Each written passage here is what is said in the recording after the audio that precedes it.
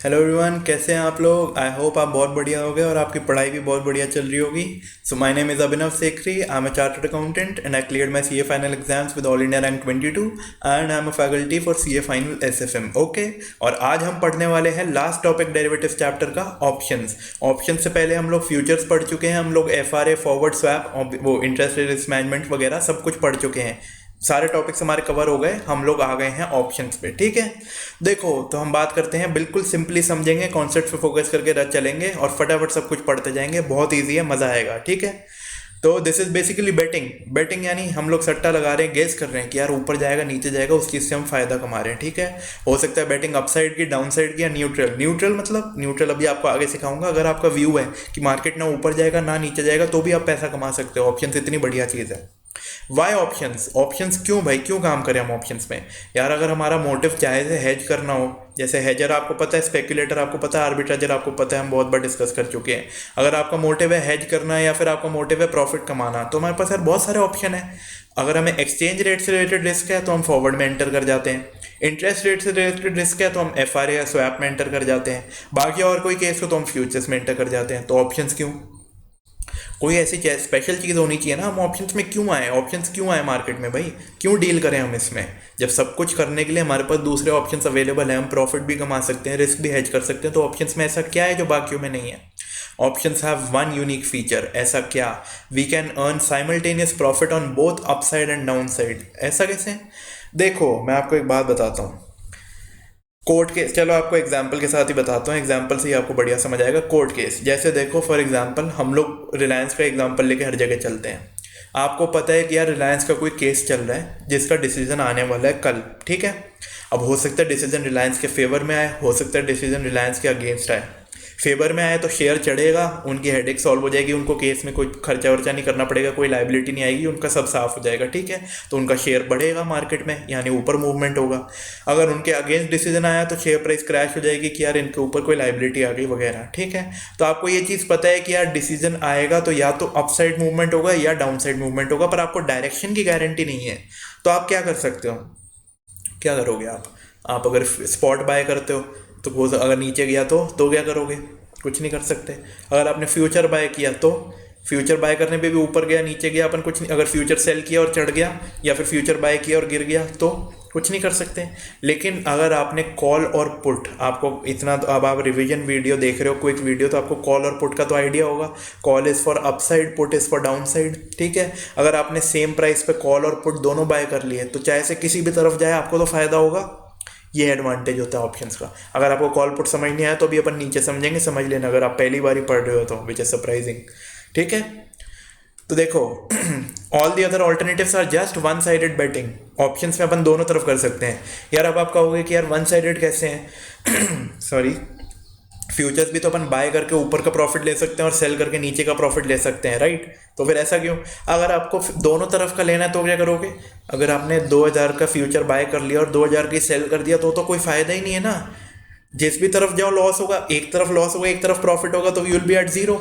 That is useless. Option एक right होता है बाय और सेल करने का। हमने जो पढ़ा वो है बाय और सेल का राइट। देखो फ्यूचर्स में, अब यार इक्विटी में हम लोग शेयर बाय करते हैं, फ्यूचर्स में हम लोग कॉन्ट्रैक्ट में एंटर करते हैं, हम लोग अग्रीमेंट में आते हैं कि हम बाय या सेल करेंगे। ऑप्शन में सिर्फ राइट है, इसलिए अपन दोनों तरफ करेंगे तो बच जाएंगे। अभी आप समझ जाओगे, टेंशन मत लो।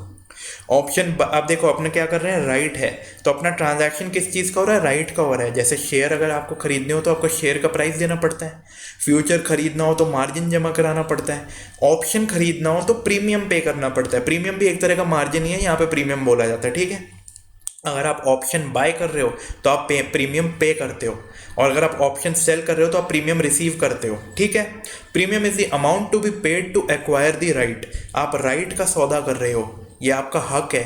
आप क्या कि बाय या सेल कर सकूँ, ये चीज़ का हक है मेरे हाथ में, तो इस हक के बदले आपसे एक कीमत वसूली जा रही है, उसको प्रीमियम बोला जाता है। ठीक है, तो अब देखो ऑप्शंस होते हैं दो तरह के, ध्यान से सुनते ना बहुत मज़ा आएगा, बहुत ईजी है। ठीक है, ऑप्शंस दो तरह के होते हैं, एक होता है कॉल, एक होता है पुट।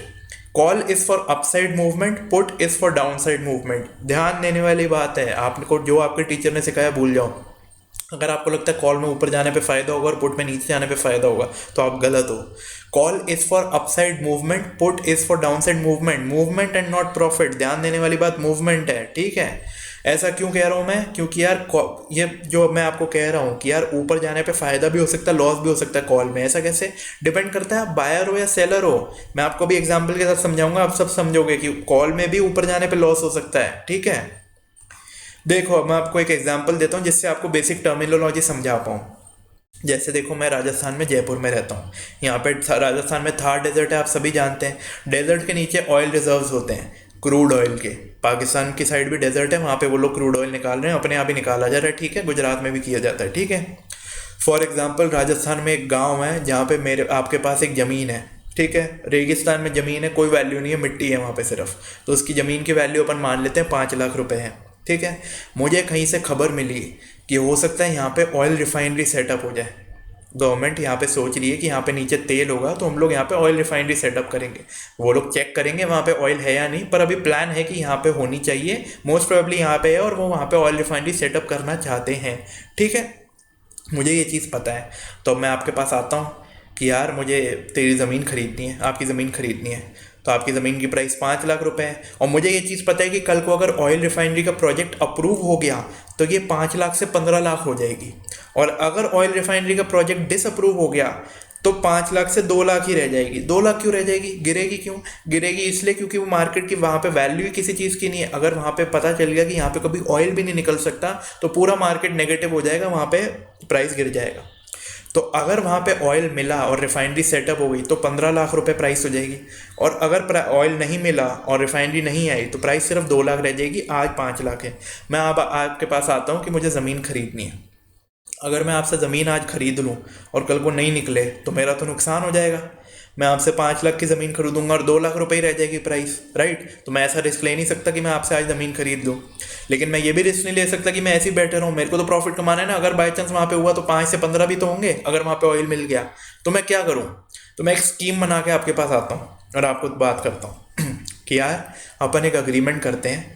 आज से 6 महीने बाद मैं आपसे 5 लाख में ये ज़मीन खरीद लूँगा, ठीक है। मैंने अग्रीमेंट किया है, और क्योंकि मैं आपसे अग्रीमेंट कर रहा हूँ तो आप ऑब्वियसली किसी और को ये सेल नहीं कर पाओगे। अपनी आपस की बात है कि यार 6 महीने बाद ट्रांजैक्शन करनी है।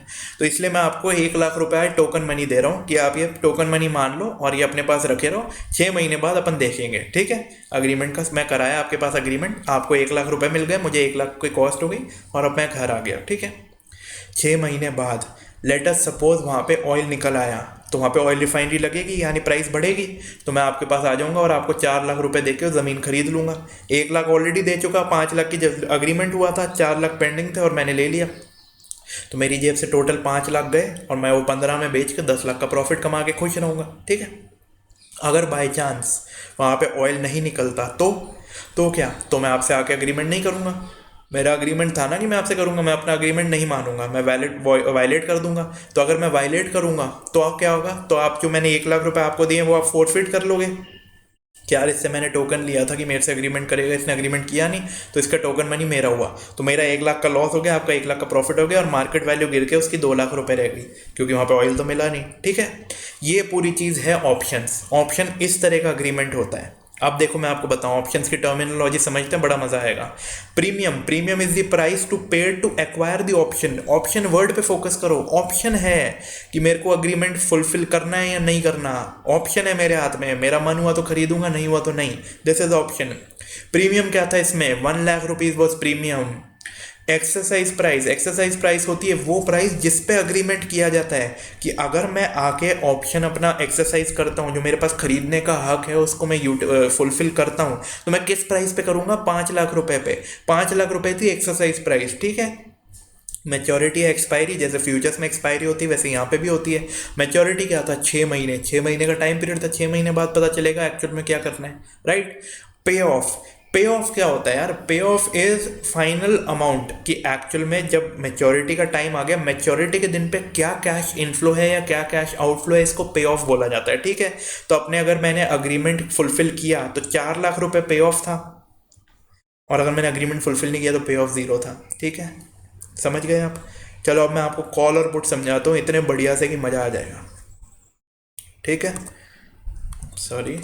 हम्म तो देखो, कॉल ऑप्शन क्या है? या तो आप बाय कर सकते हो या आप सेल कर सकते हो, ठीक है। कॉल का आपको माइंड में एक चीज़ याद रखनी है, call is only for upside movement. तो अगर फॉर एग्जांपल मैंने वो किया, फॉर एग्जांपल अगर प्राइस नीचे जाती है तो आपका कॉल लैप्स हो जाएगा मतलब पे ऑफ विल बी ज़ीरो। जैसे 5 लाख से ज़मीन की कीमत 2 लाख रह गई तो कुछ नहीं होगा, तो इसलिए अग्रीमेंट लैप्स, तो इसलिए पे of will be zero, final rate पे कुछ भी नहीं होगा। चाहे से आप कॉल बाय करो या सेल करो, प्राइस नीचे जाने पे कॉल लैप्स हो जाएगा। जो प्रीमियम अगर आपने पे किया है तो आपकी कॉस्ट लग गई, अगर आपने रिसीव किया है तो आपकी इनकम हो गई, ठीक है। फाइनल मैच्योरिटी डेट पे कुछ भी नहीं होगा, याद रखने वाली बात है। कंफ्यूज होते हैं बच्चे, इसलिए बार बार बताता हूँ, बच्चे क्या मार्केट में भी लोग कंफ्यूज होते हैं, ऑप्शन ट्रेडिंग किसी को नहीं आता यहाँ पे, ठीक है। तो देखो, अगर आप बायर हो तो आप प्रीमियम पे करोगे, अगर आप सेलर हो तो आप प्रीमियम रिसीव करोगे, ओके।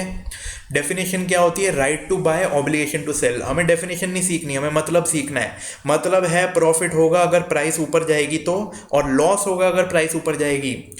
दोनों का अपना call is for upside movement. अगर आपने बाय किया है तो आपको प्रॉफिट होगा अगर प्राइस ऊपर जाता है, और अगर आपने सेल किया है तो आपको लॉस होगा अगर ऊपर जाता है प्राइस, ओके। फॉर एग्जाम्पल देखो यार, यही तो था अपना, अगर 5 लाख से 15 लाख कल को हो जाती है तो मेरे को फायदा होगा ना, राइट। मैं कॉल बायर हूँ, मैं बायर ही तो हूँ, ऑप्शन बायर। उस दिन मैंने आपसे कॉल ही तो बाय किया है, मेरे को 10 लाख का फ़ायदा होगा। मेरा फ़ायदा यानी आपका नुकसान। तो जो बायर का फ़ायदा होता है वही सेलर का नुकसान होता है, और सेलर का जो फ़ायदा होता है वही बायर का फ़ायदा नुकसान होता है। इस तरह से चलता है, ठीक है। तो एक बंदा कॉल बाय कर रहा है, एक सेल कर रहा है, तो इसको प्रॉफिट होगा ऊपर जाने पे और इसको लॉस होगा ऊपर जाने पे। और कब यूज़ करते हैं, मैं कॉल बाय ऑप्शन कब खरीदना चाहिए मुझे? अगर मेरा मार्केट पे बुलिश व्यू है, मुझे लगता है प्राइस बढ़ेगा, तो मैं कॉल ऑप्शन बाय करूंगा, ओके। क्योंकि मुझे ऊपर जाने पे फ़ायदा होगा, यहाँ ऊपर जाने पे लॉस होगा। तो मैं ऐसा ऑप्शन, ऐसी चीज़ में क्यों एंटर करूंगा जहाँ ऊपर जाने पे लॉस होगा? या तो मुझे उम्मीद है कि मार्केट गिरेगा, या फिर मुझे उम्मीद है कि मार्केट में कुछ मूवमेंट ही नहीं होगा, वहीं के वहीं रहेगा। मैंने आपको स्टार्टिंग में बताया था कि अपसाइड मूवमेंट हो, डाउन साइड हो या न्यूट्रल मूवमेंट हो, तो भी आपको फ़ायदा कौन दे सकता है? ऑप्शंस। ऐसा क्यों? यार अगर मार्केट में मूवमेंट ही नहीं हुआ तो वहीं के वहीं रह गई प्राइस, तो मेरा क्या फ़ायदा हुआ एज अ कॉल सेलर? मेरे को स्टार्टिंग में जो प्रीमियम मिला था वो मेरा फ़ायदा हो गया ना। फॉर एग्जाम्पल मेरे जो 1 लाख रुपए आपने जो लिए थे, अगर आपको पता है कि यार यहाँ तो ऑयल मिलेगा ही नहीं, प्राइस गिरेगा, तो आप अग्रीमेंट करके बैठ गए और 1 लाख रुपए लेके बैठे हो। कल को प्राइस गिर गया, कोई बात नहीं, मेरा तो 1 लाख रुपए आ गया, ठीक है। अपने को नुकसान तभी है जब प्राइस ऊपर जाए। So we will enter into a call sell only if we have a bearish view कि मार्केट गिरेगा, और we have a low volatility view कि मार्केट में कुछ भी नहीं होगा, ठीक है। इन बोथ दी केसेस पे of will be zero if price goes down, ठीक है। 5 लाख से नीचे जाते ही पे ऑफ जीरो है। अब ऐसे ही होते हैं put options. Call is for upside movement, put is for downside movement. Call buy में ऊपर जाने पे पैसा मिलेगा, कॉल सेल में ऊपर जाने पे लॉस होगा, ठीक है। पुट के अंदर क्या होता है? पुट बिल्कुल उल्टा है उसका, यानी जो वहाँ ऊपर का था वो यहाँ नीचे का है। P plus P minus, buying a put selling a put. Option buyer will pay premium, देखो कॉल बाय करो तो भी प्रीमियम पे करना है, पुट बाय करो तो भी प्रीमियम पे करना है। Option seller will receive premium, ठीक है। डेफिनेशन राइट टू सेल हमें नहीं पढ़नी डेफिनेशन। मतलब पुट बाय करने का मतलब है नीचे जाएगा तो फायदा होगा, पुट सेल करने का मतलब है नीचे जाएगा तो लॉस होगा। Call put upside movement, downside movement. Call buy call sell, put buy put sell. ऊपर जाने पे फायदा होगा, ऊपर जाने पे लॉस होगा, नीचे जाने पे फायदा होगा, नीचे जाने पे लॉस होगा, ठीक है। अगर मैं पुट बाय कर रहा हूं, मैं कब करूंगा? जब मेरा व्यू है कि मार्केट गिरेगा, तभी तो करूंगा ताकि नीचे जाने पे फायदा हो। और मैं पुट सेल कब करूंगा? पुट सेल मैं तब करूंगा जब मेरा व्यू है या तो मार्केट चढ़ेगा या मार्केट में मूवमेंट ही नहीं होगा। मार्केट चढ़ गया तो भी मेरा कोई लॉस नहीं होगा, क्योंकि मेरा लॉस तो सिर्फ शेयर प्राइस गिरने पे होगा, राइट। और क्या कहते हैं, लो वॉलेटिलिटी, मेरे को लगता है मार्केट में मूवमेंट ही नहीं होगा, तो मार्केट में मूवमेंट नहीं होगा तो वहीं के वहीं रहेगा। तो मेरा क्या फ़ायदा? मैं जब स्टार्टिंग में प्रीमियम कमाया वो मेरे हाथ में ही रहेगा। 1 लाख के 1 लाख अपन लेके बैठे, अपने कोई टेंशन नहीं है, ठीक है। इन बोथ द केसेस पे of will be zero if price goes up. इसके अंदर भी यही चीज़ है कि पुट लैप्स हो जाता है जैसे ऊपर जाओ, तो यही तो फायदा है कि यार या तो आपको फ़ायदा, फॉर एग्जांपल मैंने एक ही प्राइस पे कॉल भी बाय कर लिया और पुट भी बाय कर लिया। जैसे अपना कोर्ट केस वाला एग्जांपल था, मेरे को था कि यार हो सकता है ऊपर मूवमेंट हो खूब, हो सकता है नीचे हो मूवमेंट खूब, तो मैंने कॉल भी बाय कर लिया, पुट भी बाय कर लिया। मैंने दोनों जगह प्रीमियम पे किया, तो थोड़ी थोड़ी मेरी कॉस्ट लग गई। लेकिन मुझे ये पता है जिस भी तरह मूवमेंट हो मेरा फ़ायदा होगा। ऐसा क्यों? कॉल, अगर शेयर ऊपर चढ़ गया तो मेरा कॉल प्रॉफिटेबल हो जाएगा, कॉल में मेरे को पे ऑफ मिल जाएगा। तो अगर प्राइस ऊपर गया तो कॉल प्रॉफिटेबल होगा, पुट जीरो होगा। पुट ऊपर जाने पे लैप्स हो जाता है, पुट में लॉस नहीं होगा, ऊपर जाने पे कोई लॉस नहीं होगा, तो बढ़िया है ना। इससे ज़्यादा और क्या चाहिए? या तो मेरे को फ़ायदा हो रहा है या मैं ज़ीरो में निकल रहा हूँ। और अगर बाई चांस शेयर प्राइस गिर जाता है तो पुट में फ़ायदा होगा और कॉल लैप्स हो जाएगा। तो पे ऑफ क्या होगा? Profit of put plus zero.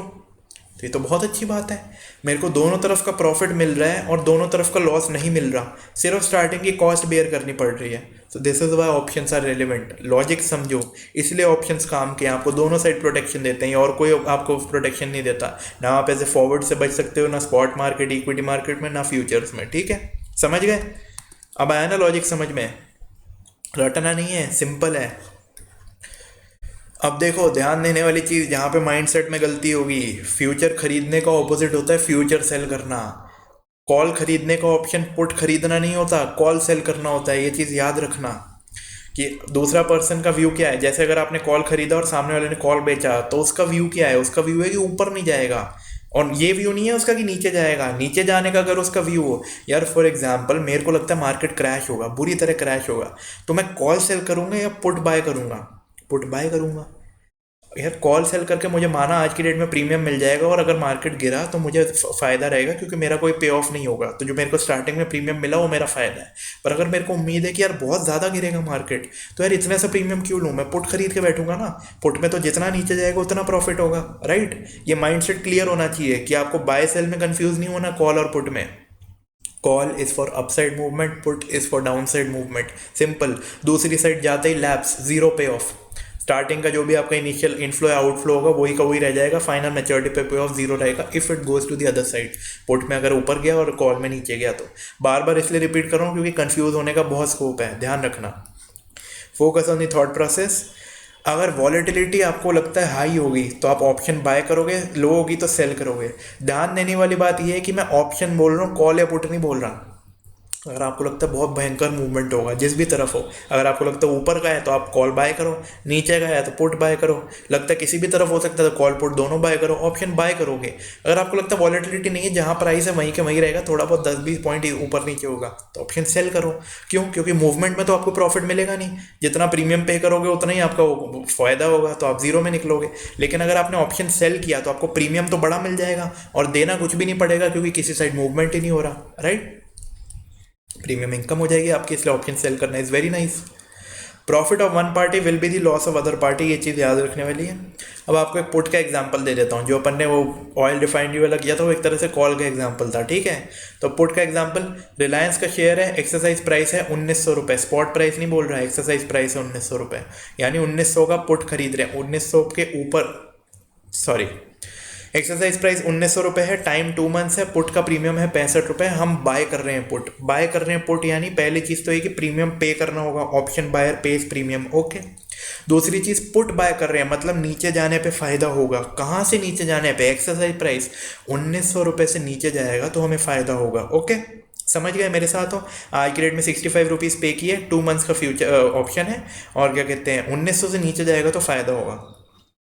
T equal to zero पे आपका आउटफ्लो हो गया 65, बाकी पैसा तो पे ऑफ पे होगा, ये तो इनिशियल आउटफ्लो आ गया, इनिशियल आउटफ्लो इनिशियल इनफ्लो जो भी आता है अपना, ठीक है। टी इक्वल टू 2 पे लेटर सपोज प्राइस हो गई 1800, अपने को 1900 के नीचे फ़ायदा होना था, तो अपने को फ़ायदा हो गया 100 रुपये का, राइट? तो अपना पुट एक्सरसाइज हो गया, या तो एक्सरसाइज होता है या लैप्स होता है, या टर्मिनोलॉजी है इसकी, ठीक है। अपने को 100 रुपये मिल गए उस दिन, लेकिन अपन ऑलरेडी 65 रुपीज़ पहले पे कर चुके हैं, तो अपना नेट प्रॉफिट कितना हुआ? 35। अगर प्राइस 2000 हो गई तो हमने 1900 का पुट खरीदा, यानी नीचे पे फ़ायदा होगा, ये तो ऊपर चला गया तो हमारा पुट लैप्स हो गया। लैप्स हो जाएगा तो क्या होगा? पे ऑफ विल बी जीरो, हमारा टोटल लॉस हो गया 65 जो हमने इनिशियली पे किया था। फॉर एग्जाम्पल 1875 हो गई प्राइस, 1900 से नीचे पे फ़ायदा था, यानी 25 रुपये का हमें फ़ायदा हुआ। पुट तो वैलिड है, 25 का फ़ायदा हुआ, लेकिन यार इनिशियली 65 दे चुके, 25 आज मिले, पहले 65 दे चुके, यानी नेट में 40 का लॉस। इससे आपको क्या क्या सीखने को मिलता है?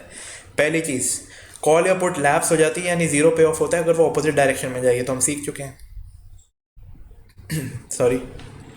दूसरी चीज़ बहुत ज़रूरी, correct direction does not guarantee profit. देखो 1875 में पुट एक्सरसाइज हो रहा है, आपको लगा था गिरेगा, गिरा, लेकिन उतना नहीं गिरा जितना आपका प्रीमियम पेड था। आपने 65 रुपये प्रीमियम के पे किया और गिरा 25 ही, तो गारंटी नहीं कि आपको प्रॉफिट ही हो, ज़्यादा मूवमेंट होगा तो वही प्रॉफिट होगा।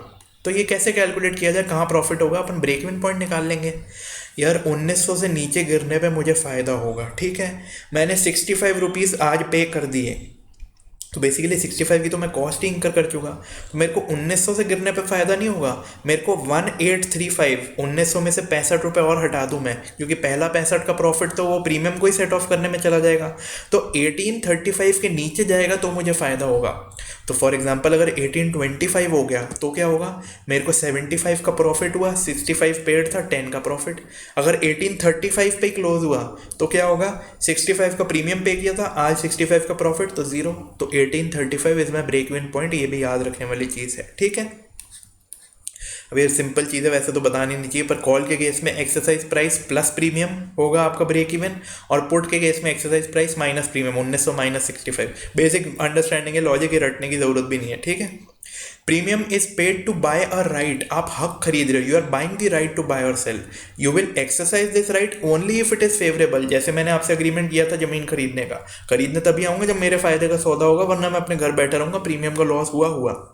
Otherwise it will lapse and pay of will be zero. I had zero pay off, मुझे कुछ पे ऑफ मिला नहीं उस दिन, क्योंकि मैंने अगर एक्सरसाइज ही नहीं किया।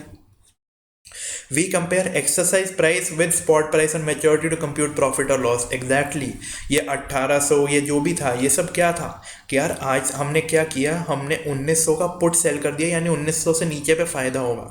क्या फ़ायदा, क्या नीचे, स्पॉट प्राइस। 2 महीने बाद एक्चुअल प्राइस क्या है, एक्चुअल प्राइस अगर 1800 है तो हमें फ़ायदा हुआ 100 रुपये का।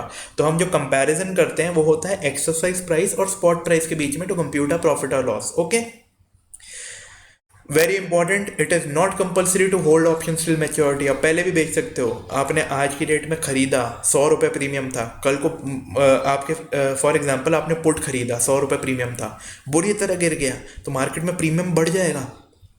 तो अगर 250 रुपये प्रीमियम हो गया तो आप बेच दो ना। अगर आप होल्ड करो मैच्योरिटी तब तक चढ़ गया, तो आपको क्या पता 2 महीने बाद क्या होगा। जिस दिन प्रॉफिट मिल रहा है उस दिन प्रॉफिट लेके निकल लो। तो आज 250 प्रीमियम हो गया तो आप पुट सेल कर दो, तो आपको 150 रुपये का नेट में प्रॉफिट हो जाएगा। आपकी 2 महीने बाद की पोजीशन आपस में एक दूसरे को सेट ऑफ कर देंगे, पुट बाय पुट सेल, ठीक है। तो अपना 150 का प्रॉफिट हो गया। तो it is not necessary to hold option till maturity, जैसे फ्यूचर्स में भी होता है कि आप एक्सपायरी से पहले भी बेच दो, आपकी मर्जी है, ठीक है। Premium prices keep on changing, you can enter into a counter position and exit at any time. Counter position मतलब बाय है तो सेल, सेल है तो बाय, ठीक है। अगर आप ऑप्शन बायर हो तो आपका मैक्सिमम लॉस क्या हो सकता है, जो आपने प्रीमियम पे किया है, और अगर आप ऑप्शन सेलर हो तो आपका मैक्सिमम प्रॉफिट हो सकता है जो आपने प्रीमियम रिसीव किया है। ऐसे कैसे, वैसे तो लॉजिक से समझ आ जाना चाहिए आपको, एग्जाम्पल से फिर भी आपको बताता हूँ। देखो जैसे मैंने ऑप्शन बाय किया था, मैंने आपको 1 लाख रुपए दिए थे, उससे ज़्यादा थोड़ी मेरा नुकसान हो सकता है यार। अगर कल को ज़मीन की कीमत गिर गई तो मैं बाय नहीं करूँगा। तो मेरा मैक्सिमम लॉस क्या है, मेरा मैक्सिमम लॉस क्या है, इनिशियल मेरा पे हो गया 1 लाख, उस दिन क्या हो सकता है, या तो प्रॉफिट होगा या ज़ीरो होगा। तो फाइनल मैच्योरिटी पे तो कुछ नहीं होगा मेरा लॉस, तो loss on maturity will always be zero. Possible ही नहीं है, राइट, क्योंकि नीचे तो लैप्स हो जाता है। यही तो अपन ने सीखा, कॉल लैप्सेस जब नीचे हो, पुट लैप्सेस व्हेन ऊपर हो। तो इसलिए मेरा मैक्सिमम लॉस हो सकता है जो मैंने प्रीमियम पे किया, या तो प्रॉफिट होगा या इतना ही लॉस होगा या कुछ बीच का होगा, इससे ज़्यादा लॉस नहीं होगा। और ऑप्शन सेलर के लिए यही चीज़ है कि जो उसने प्रीमियम रिसीव कर लिया उससे ज़्यादा उसको फ़ायदा नहीं हो सकता, क्योंकि जिस भी तरफ मूवमेंट हुआ उसको लॉस होगा। तो उसने जो इनिशियली अर्न किया वही उसका मैक्सिमम प्रॉफिट है, ओके।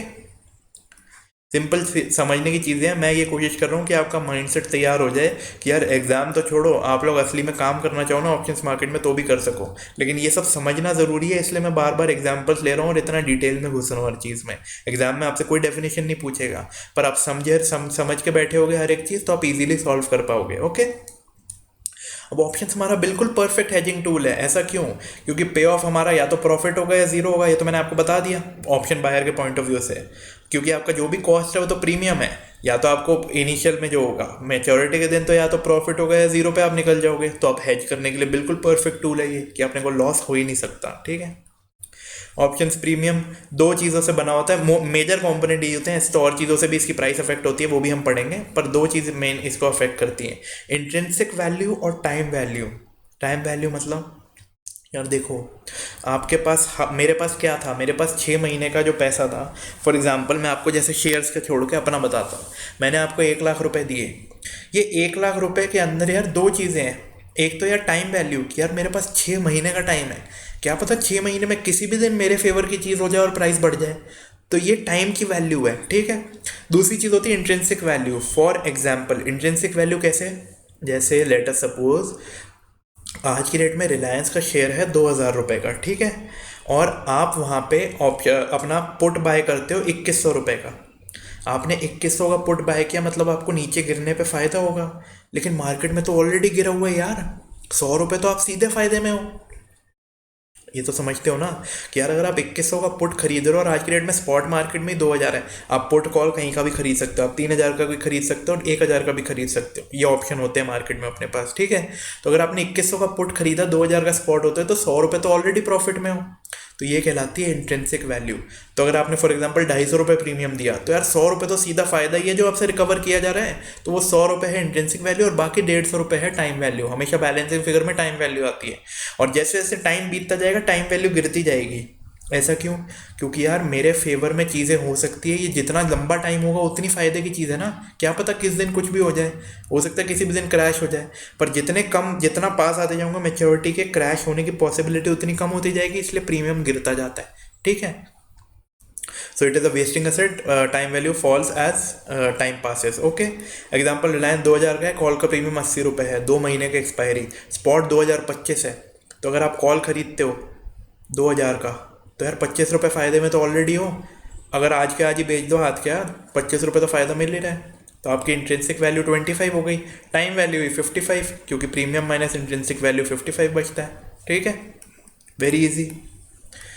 इसलिए ऑप्शन सेलर जनरली फ़ायदे में रहते हैं। ऐसा क्यों? बड़े लोग जितने भी इन्वेस्टर वगैरह है ना, जो भी बड़े बड़े लोग हैं, हेज फंड या जो भी है, म्यूचुअल फंड वगैरह, सब लोग ऑप्शन सेल करते हैं। ऐसा क्यों? क्योंकि यार ऑप्शन प्रीमियम तो गिरता ही रहेगा हमेशा। आपने 200 रुपये में सेल किया, कुछ हो नहीं हो यार, हो सकता है, देखो ऊपर जाने का रिस्क है, नीचे जाने का रिस्क तो बाय करने में भी है, सेल करने में भी है, लेकिन टाइम वाला फैक्टर आपके फेवर में काम करता है अगर आप ऑप्शन सेलर हो, क्योंकि टाइम वैल्यू तो गिरती ही रहेगी। तो यार आपने जो 200 में आज सेल किया, वो कल 190 फिर 180 इस तरह होगा ही होगा। टाइम वैल्यू तो 10-10 रुपये गिरेगी। अब एक्चुअल मूवमेंट क्या होता है, उससे बाकी प्राइस डिसाइड होगी। इसलिए सारे बड़े लोग नॉर्मली ऑप्शन सेल करते हैं।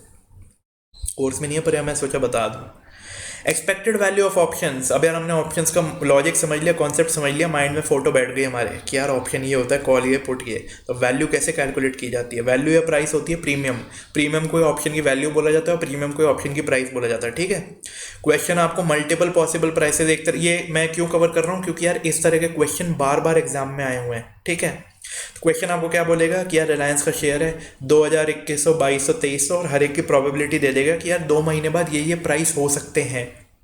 उसके बेसिस पे वो बताएगा कि यार ये देखो, आपको कैलकुलेट करना है कि यार ऑप्शंस में इन्वेस्ट करना वर्थ है या नहीं। वर्थ है या नहीं मतलब उसने साथ में ऑप्शन प्रीमियम भी दे रखा होगा कि यार कॉल का प्रीमियम आज इतना है, तो आप कैलकुलेट करोगे वर्थ है या नहीं। कैसे कैलकुलेट करोगे? पहली चीज़ आप ये करोगे कि आप कैलकुलेट करोगे हर प्राइस पे आपका पे ऑफ क्या आ रहा है। यार अगर मैंने 2,000 का कॉल खरीदा तो 2,000 पे मेरा पे ऑफ है 0, 2,100 हो गई प्राइस तो पे ऑफ है 100, 2,200 हो गई तो 200, 2,300 है तो 300। समझ रहे हो मेरी बात कि एक्चुअल में पे ऑफ कितना होगा 2 महीने बाद। लेकिन ये पे ऑफ तो सिर्फ एक्सपेक्टेड है ना, उन हर एक की प्रोबेबिलिटी दी है, तो इस पे ऑफ को उस प्रोबेबिलिटी से मल्टीप्लाई कर दो। यार 200 रुपये होगा, इसकी गारंटी थोड़ी है, उसके 20% चांस है, किसी के 30% चांस है। तो जो हर केस में पॉसिबल पे ऑफ है मल्टीप्लाइड बाय रिस्पेक्टिव प्रोबेबिलिटी, तो आ जाएगा एक्सपेक्टेड पे ऑफ क्या है। कि यार अब अगर सारी चीज़ों का टोटल कर लोगे तो यार राउंड अबाउट 80-100 रुपये होना चाहिए अपना पे ऑफ, और ऑप्शन के प्रीमियम की प्राइस 120 दे रखी है, यानी ये महंगा पड़ रहा है। इसके बेसिस पे ऑप्शन बायर डिसाइड करता है उसको बाय करना है या नहीं, सेलर डिसाइड करता है उसको सेल करना है या नहीं, ठीक है। You have to calculate payoff at each price, multiply each payoff with the respective probability. Sum total of B, second step का, will be the expected value of option today. That is the premium that should be charged in the market. या demand supply है, अगर चाहे 100 रुपये होना चाहिए, मैं बोलता हूँ मैं 120 में बेचूंगा, तो डिमांड सप्लाई के बेसिस पे भी तो प्राइस अफेक्ट होती है। इसलिए ये चीज़ जाननी ज़रूरी है कि आप कैसे सही फैसला ले सकते हो कि यार ऑप्शन प्रीमियम की जो प्राइस है वो सही है या नहीं। क्वेश्चन आया हुआ है इसलिए मैंने बताया, बहुत ईजी है, आपको समझ आ गया होगा। ओके, अब एक चीज़ होती है ऑप्शन ग्रीक्स। ऑप्शन ग्रीक्स क्या होता है? जैसे देखो आपने बीटा पढ़ा है, सेंसिटिविटी एनालिसिस पढ़ा है, यार एक फैक्टर में चेंज आने की वजह से दूसरे फैक्टर में कितना आता है। तो इसमें हमारा मेन फैक्टर क्या है? ऑप्शन का प्रीमियम। हमने बात की थी कि option premium keeps on changing due to market में चेंज होता रहता है। उसको चेंज करने के लिए कई सारे फैक्टर्स हैं जो उसको अफेक्ट करते हैं। So we are calculating change in price with respect to change in factor. Option का प्रीमियम किन किन वजहों से अफेक्ट हो सकता है? पहली चीज़ स्पॉट प्राइस, यार स्पॉट चेंज होगा उसके बेसिस पे प्रीमियम चेंज होगा ही ऑब्वियसली, कि यार कितना फ़ायदे में हो कितना नुकसान में हो। आपने 2000 का कॉल खरीदा है, गिर के 1800 रह गया तो प्रीमियम तो गिरेगा ना मार्केट में, क्योंकि बहुत मुश्किल है 2000 का कॉल प्रॉफिटेबल होना, इसलिए प्रीमियम गिरेगा। अब 2000 का कॉल खरीदा 2200 हो गया तो प्रीमियम बढ़ेगा, 200 रुपये तो सीधे ही फ़ायदा मिल रहा है, तो इसलिए प्रीमियम इंक्रीज होगा। ठीक है, तो spot price affects a premium. Time to maturity obviously आपने जाना ही कि जितना ज़्यादा टाइम होगा उतना ज़्यादा वैल्यू होगी, कि यार क्योंकि उतना ज़्यादा चांस है आपके फेवर में काम होने का, फेवर में होने का। अगर आपको लगता है ऊपर जाएगा, ऊपर जाने का उतना ज़्यादा चांस है, तो इसलिए टाइम टू मैच्योरिटी की वजह से भी ऑप्शन प्रीमियम इफेक्ट होता है। तीसरी चीज़ वॉलेटिलिटी, अरे यार बहुत ज़्यादा मूवमेंट हो रहा है या बिल्कुल कम मूवमेंट हो रहा है, उस वजह से भी फ़र्क पड़ता है। ओके, ऑब्वियसली यार कि यार कोई बड़ी चीज़ हो भी रही है या नहीं, उतना ही ज़्यादा। अरे यार अगर आपने ऑप्शन बायर हो तो आपके लिए वॉलेटिलिटी होना अच्छी बात है, तो प्रीमियम बढ़ना चाहिए जितनी ज़्यादा वॉलेटिलिटी होगी। ऑप्शन सेलर है तो आपको वॉलेटिलिटी नहीं चाहिए, तो इस बेसिस पे डिमांड सप्लाई की वजह से अपने वॉलेटिलिटी की वजह से भी अपने ऑप्शंस के प्रीमियम पे फ़र्क पड़ता है कि बहुत ज़्यादा वॉलेटाइल है या नहीं। चौथी चीज़ है इंटरेस्ट रेट। इंटरेस्ट रेट की वजह से ऑप्शंस का क्या लेना देना, सिंपल सी चीज़ बताता हूँ। मार्केट में अगर इंटरेस्ट रेट बढ़ गया यानी पैसे पे कॉस्ट, बोरिंग कॉस्ट बढ़ जाएगी। आपको स्पॉट में अगर शेयर खरीदना हो तो बहुत ज़्यादा महंगा पड़ेगा, क्योंकि पूरा पैसा इन्वेस्ट करना पड़ता है। ऑप्शन में तो सिर्फ प्रीमियम देना पड़ता है, तो option becomes more attractive as compared to spot अगर इंटरेस्ट रेट बढ़ गया। तो इस वजह से भी इंटरेस्ट रेट का रोल आता है। आप समझ रहे हो मेरी बात? If interest rate increases, call becomes more attractive as compared to spot। ठीक है, तो ये चार मेन फैक्टर्स हैं जो अफेक्ट करते हैं ऑप्शंस प्रीमियम को। ओके, अब इनका जो रिलेशन है कि यार हम क्या पढ़ रहे हैं, change in price with respect to change in factor, कितने सेंसिटिव हैं वो कैप्चर करते हैं ये सारी चीज़ें। यार जैसे बीटा कैप्चर्स कि शेयर में कितना चेंज होगा due to change in market, वैसे ही ये चीज़ें कैप्चर करती हैं। बीटा का ही वेरिएशन है कि इन फैक्टर में चेंज होगा तो उनकी वजह से ऑप्शन प्रीमियम में कितना चेंज होगा। Spot price delta, time to maturity theta, volatility vega, interest rate rho. देखो यार याद नहीं रहेंगे, स्पॉट प्राइस का याद रखना ज़रूरी है, डेल्टा। बाकी टी से टाइम, टी से थीटा, वी से वॉलेटिलिटी, वी से वेगा, आर से इंटरेस्ट रेट और आर से रो। ये सब चीज़ें आपको दी होंगी। हो सकता है आपको क्वेश्चन में दे रखा हो कि यार इतने इतने ये हैं तो कितना इफेक्ट आएगा, तो आपको इफेक्ट कैलकुलेट करना होगा कि अगर 1% बढ़ा तो यहाँ पे 2% बढ़ गया, तो उसके बेसिस पे आपको सॉल्व करना होगा। कुछ भी नहीं है, बहुत ईजी चीज़ है। जैसे डेल्टा है that can be a value between 0 and 1, तो अगर आपको 0.6 गिवन है तो यार अगर शेयर स्पॉट प्राइस 1 से बढ़ती है तो कॉल का प्रीमियम 0.6 से ही बढ़ेगा। ऐसी तरह की चीज़, सिंपल है, कुछ भी नहीं है। नाम याद रखना ज़्यादा दिक्कत है टॉपिक से। अब एक टॉपिक आता है ऑप्शन स्ट्रैटेजीज। ऑप्शन स्ट्रैटेजीज मतलब यार कि क्या, ऑप्शन तो हमने सीख लिया कॉल पुट, अब इसको काम में कैसे ले मार्केट में। ठीक है, सॉरी, स्ट्रैटेजीज बहुत तरह की होती हैं। First type is combination strategies. Combination strategy मतलब वर्ड से समझ आ रहा है यार, कॉम्बिनेशन। कॉम्बिनेशन किस चीज़ का, कॉल और पुट दोनों, कि यार आप कॉल भी खरीद रहे हो पुट भी खरीद रहे हो, तो यार क्या क्या कॉम्बिनेशन स्ट्रैटेजी हो सकती हैं। अब आपको यार नाम रखने पड़ेंगे, मैं सिर्फ आपको बता रहा हूँ कि कवर करना ज़रूरी है, इसमें कुछ लॉजिक नहीं है, ये आपको रटना ही पड़ेगा। रटना क्यों पड़ेगा, क्योंकि क्वेश्चन में ना वो सिंपली वर्ड यूज़ कर देगा लॉन्ग स्ट्रैडल, आपको समझ ही नहीं आएगा अगर आपने पढ़ नहीं रखा हो कि भाई इसका मतलब क्या है। कि an investor entered into a long straddle at exercise price 2000, तो मतलब क्या होता है कि यार बंदा कॉल भी खरीद रहा है पुट भी खरीद रहा है at the same exercise price. Long means buy, short means sell, ये आप जानते हो। स्ट्रैडल मतलब कॉल और पुट दोनों सेम एक्सरसाइज प्राइस पे बाय किए। स्ट्रैंगल मतलब कॉल और पुट दोनों अलग अलग एक्सरसाइज प्राइस पे बाय किए, ये होता है स्ट्रैंगल। स्ट्रिप, एक कॉल और दो पुट बाय किए। स्ट्रैप, दो कॉल और एक पुट बाय किए। ये सारे केस कौन से हैं, बाय के यानी लॉन्ग के। So long straddle, long strangle, long strip, long strap, यही सब शॉर्ट के साथ भी हो सकता है, तो उसमें सेल होंगे। Call sell put sell, call sell put sell, call sell two put sell, two sell two call sell और पुट सेल, ये वाली चीज़। ठीक है, रटना पड़ेगा, बाकी कुछ भी नहीं है, सिंपल स्ट्रैटेजी है। जो आपका प्राइस बिलीव होगी, आपको लगता है ऊपर जाएगा नीचे जाएगा, जो भी है उसके बेसिस पे आप ये एंटर करते हो। ओके, कॉम्बिनेशन स्ट्रैटेजीज अपन ने पढ़ा जिसमें कॉल और पुट दोनों है। अब है स्प्रेड स्ट्रैटेजीज, मतलब अगर आपको क्वेश्चन में दो एक्सरसाइज प्राइस दे रखी हो, 2000 और 2200, यार ज़रूरी थोड़ी आप एक एक्सरसाइज प्राइस में काम करो। आपको लगता है रिलायंस बढ़ेगा, 2000 का भी कॉल खरीद लो, 2100 का भी खरीद लो, 2200 का भी खरीद लो, 2300 का भी खरीद लो, आन दो सारा प्रॉफिट। या आप 2000 के कई सारे लॉट खरीद लो, जो आपका मन हो आप करो, राइट। तो इस बेसिस पे काम किया जाता है। अब यार अगर मेरे को ऊपर का लगता है तो मैं 2000 की जगह 2400 का क्यों खरीदूंगा, क्योंकि 2400 का प्रीमियम कम होगा। तो अगर मेरे पास पैसा इन्वेस्ट करने को ज़्यादा नहीं है तो मैं एक 2000 का खरीद लूँगा और एक 2400 का खरीद लूँगा, क्योंकि बहुत दूर है, तो इसलिए premium will be very less. ठीक है, इस वजह से किया जाता है। ऐसे क्वेश्चन भी आते हैं। अब हो सकता है आपको बुलिश कॉल स्प्रेड दिया हो या बेरिश पुट स्प्रेड दिया हो। मतलब बुलिश कॉल स्प्रेड का क्या मतलब होता है, देखो मैंने ऊपर नीचे लिखे हैं, ऊपर क्या है सी माइनस, नीचे है सी प्लस। ऐसा क्या यार, ये क्या मतलब है, मतलब बताओ सर। देखो बुलिश कॉल स्प्रेड मतलब आपको यही लगता है कि मार्केट तो ऊपर जाएगा, आपका व्यू तो बुलिश है, ठीक है। तो आपने आज कॉल बाय कर लिया, 2000 का कॉल बाय कर लिया और आपने 2400 का कॉल सेल कर लिया। ऐसा क्यों यार, कॉस्ट कम करने के लिए। यार 2000 का आज कॉल बाय करूंगा, बहुत प्रीमियम लग जाएगा, तो यार अगर वहाँ कॉल सेल करूंगा तो प्रीमियम रिसीव होगा। लेकिन अब आप कहोगे कि सर कॉल सेल पे तो अपने ऊपर जाने पे लॉस होगा। ऊपर जाने पे लॉस होगा, लेकिन कहाँ पे होगा। अगर 2000 का कॉल बाय किया और 2400 का कॉल सेल किया है, तो अगर 2400 के ऊपर जाता है तो इसमें लॉस होगा और इसमें प्रॉफिट होगा। मैं तो जीरो में निकलूंगा ना। मेरे को तो 2400 के ऊपर जाने पे कोई लॉस होगा ही नहीं, क्योंकि जो यहाँ लॉस होगा उतना ही यहाँ फ़ायदा होगा, तो आपस में सेट ऑफ हो जाएंगे। तो मैं ऐसी चीज़ क्यों एंटर करता हूँ, अपनी कॉस्ट कम करने के लिए, रिड्यूस कॉस्ट, और इस वजह से मेरा प्रॉफिट लिमिटेड हो गया। ऐसा क्यों यार, अगर 2000 का 3000 हो जाता तो मुझे 1000 रुपये फ़ायदा होता, लेकिन अब चाहे से 3000 हो जाए, मेरे को फ़ायदा 400 रुपये का ही होगा। 2400 के ऊपर तो सब कुछ जीरो हो रहा है, तो 2000 के ऊपर प्रॉफिट है, 2400 के ऊपर प्रॉफिट नहीं है, तो मेरा 400 का मेरा लिमिटेड प्रॉफिट हो गया और मेरी कॉस्ट रिड्यूस हो गई, तो मैंने अपना प्रॉफिट फिक्स कर लिया। परफेक्ट, क्या दिक्कत है। ऐसे ही बेयरिश पुट स्प्रेड भी होता है, आप लॉजिक समझ गए, वही की वही चीज़ यहाँ हो रही है। आपने पुट खरीद लिया ऊंचा और पुट बेच दिया नीचे का। 2000 का पुट खरीद लिया और 1600 का पुट बेच दिया, तो जो प्रीमियम आया उससे आपकी नेट कॉस्ट रिड्यूस हो गई और आपका प्रॉफिट लिमिटेड हो गया, क्योंकि 1600 के नीचे जाने पे यहाँ पे लॉस होगा और वहाँ फ़ायदा होगा, तो कुछ नेट में अपने को मिलेगा नहीं। तो आपने प्रॉफिट लिमिटेड कर दिया और कॉस्ट कम कर ली। इसलिए अपन ऐसे कॉल स्प्रेड में एंटर करते हैं और पुट स्प्रेड में एंटर करते हैं, ठीक है। ये तो हो गए 2 एक्सरसाइज प्राइस। अब अगर 3 एक्सरसाइज प्राइस हो तो क्या कर सकते हैं, तो करना होता है बटरफ्लाई स्प्रेड। बटरफ्लाई स्प्रेड क्या होता है अब यार, इसके अंदर या तो 4 कॉल होते हैं या 4 पुट होते हैं। देखो यार, कॉल कॉल पुट पुट इस तरह से होते हैं, साथ में होते हैं आपस में। बटरफ्लाई स्प्रेड अगर आप बेचना चाहते हो तो 3 एक्सरसाइज प्राइस है, ये याद रखनी है आपको। एक कन्फ्यूजन कहाँ होगा, एक्सरसाइज प्राइस देख के फैसला लेने में। अगर एक एक्सरसाइज प्राइस है तो या तो कॉल या पुट या फिर कॉम्बिनेशन। 2 हैं तो बुलिश कॉल स्प्रेड या बुलिश पुट स्प्रेड। 3 है तो बटरफ्लाई स्प्रेड। पहली एक्सरसाइज प्राइस, दूसरी एक्सरसाइज प्राइस, तीसरी।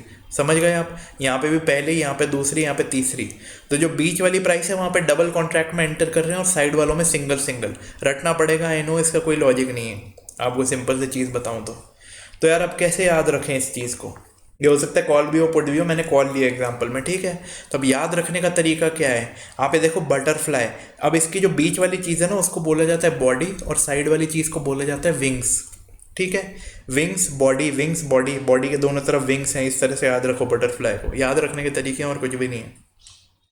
Middle is called body, corners are called wings. How to remember यार, अगर आपको मैं बोलूँ, ये देखो बटरफ्लाई स्प्रेड अगर आप बाय करते हो तो आपको C प्लस 2C माइनस और C प्लस करना है, और बटरफ्लाई स्प्रेड सेल करते हो तो C माइनस 2C प्लस और C माइनस। यानी अगर 1900, 2000 और 2100 की प्राइस है एक्सरसाइज प्राइस, तो 2100 पे ये होगा, 2000 पे ये होगा, 1900 पे ये होगा, 2100 पे ये होगा, 2000 पे ये होगा, 1900 पे ये होगा, ठीक है। समझ रहे हो मेरी बात।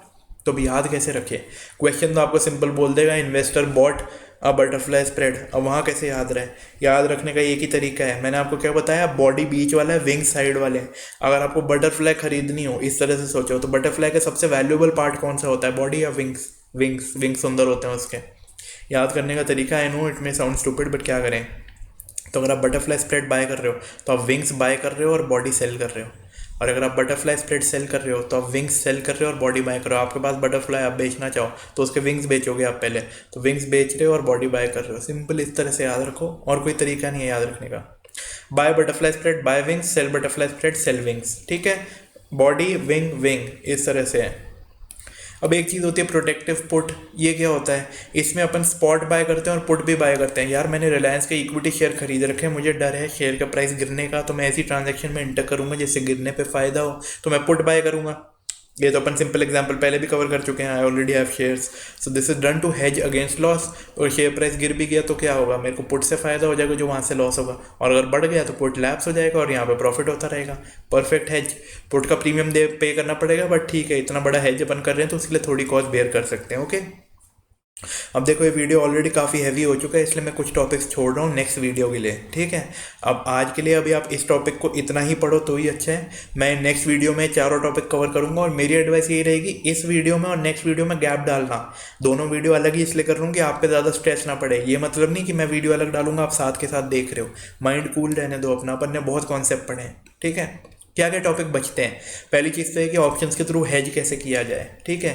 ये तो अपन ने सिंपल हेज पढ़ लिया। अब हो सकता है home currency hedge, foreign currency hedge, इस तरह के क्वेश्चन भी आते हैं कि अगर फॉरेक्स एक्सपोजर हो तो आप कैसे हेज करोगे, तो वो अपन अगले क्लास में पढ़ेंगे। बायनोमियल से भी क्वेश्चन आता ही आता है। ब्लैक शोल्स मॉडल से कभी कभी क्वेश्चन आता है, वो भी कवर करेंगे। और एक टॉपिक है पुट कॉल पैरिटी की, किस तरह से पैरिटी मेंटेन रहती है दोनों में, वो भी हम कवर करेंगे, ठीक है। Thank you very much for watching. I am C Abhinav Sikhri. आपको कोई भी डाउट हो, गाइडेंस चाहिए हो, या कोई भी हेल्प चाहिए हो, या कुछ समझना हो, या टेस्ट सीरीज देनी हो, या वट तो आप इस नंबर पे मुझे व्हाट्सएप कर सकते हैं, okay. And stay safe, stay positive, tension मत लो, जो हो रहा है आसपास होने दो, अपना काम है पढ़ना, आप पढ़ाई करते रहो, बाकी चीज़ों पर ध्यान मत दो। बहुत नेगेटिव एनवायरनमेंट है हर जगह, और आगे हो सकता है और ज़्यादा बढ़ जाए। अपने को बहना नहीं है, क्योंकि यार आप जितना ज़्यादा फोकस रखोगे उतना ज़्यादा आपकी पढ़ाई स्मूथली होती रहेगी।